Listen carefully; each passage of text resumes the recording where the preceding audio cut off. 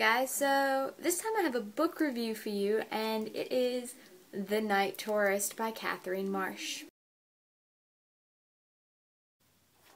The Night Tourist is the story of Jack Perdue, a Latin scholar and high school student. One day Jack is in an accident and is sent into New York to see a special kind of doctor. While there, waiting on his train to come home, he meets a young girl named Yuri who shows him a different side of New York he's never seen. He ends up in the New York underworld, and antics ensue. You have no idea how much in love with this book I am.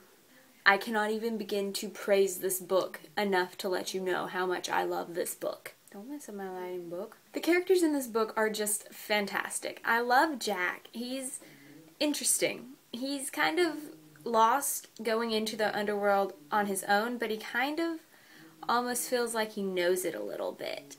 Yuri is a fantastic character. I have so much love for this little girl. She's a ghost who died in her school uniform, actually, and who first finds Jack and then brings him into the underworld.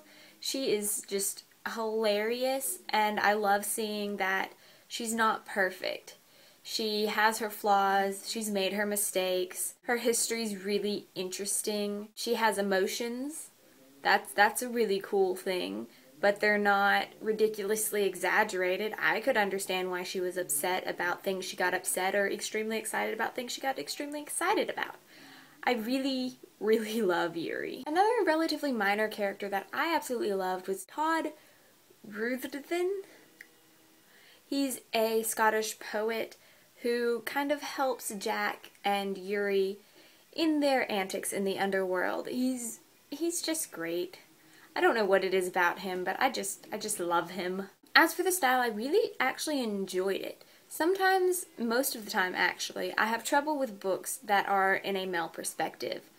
This one I didn't really have the trouble. Perhaps it's because it was written by a female, or perhaps it was written in a non-gendered way, but I really, really enjoyed the style. It was easy for me to follow along with.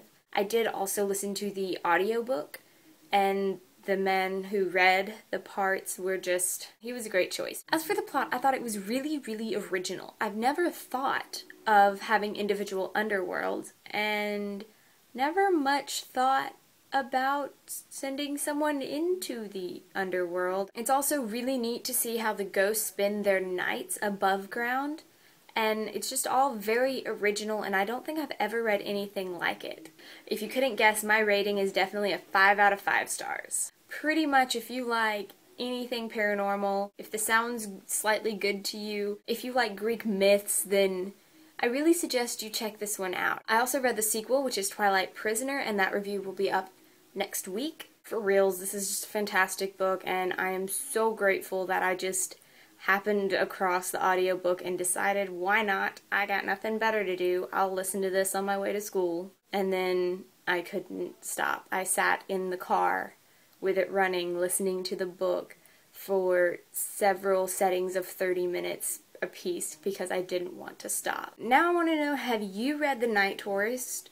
If so, definitely let me know what you thought in the comments. If you know any books similar to this, definitely let me know. This was a really great book, and I would love to read similar books. If you like my new blazer, then you should give me a thumbs up, because I feel fancy when I wear it. So if you want to see more book reviews, tags, vlogs, discussions, book talks, things that I make, click the subscribe button, which is, I think, below the video now. Can't wait to hear all your opinions, and I will see you again this week, promise, with a book talk. Until then, I hope you all have a wonderful week, and I'll see you then. Bye.